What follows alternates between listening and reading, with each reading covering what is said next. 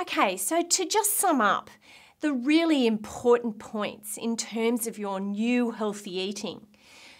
We'd recommend that you include 2 pieces of fruit each day, 5 or more different vegetables, whole grains, lean meats, some of those good oils and enough dairy foods, low-fat ones are preferred.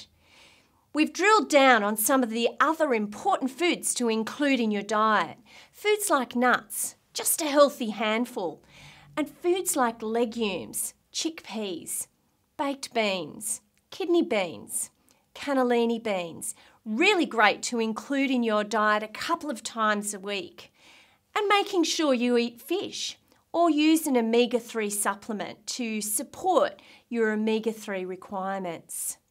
My most important advice is to eat and enjoy. Enjoy lovely family social meals. Sit at the table, turn off the television and talk amongst the family.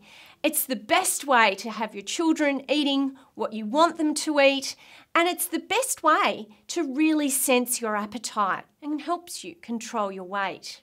Eat and enjoy. Thank you.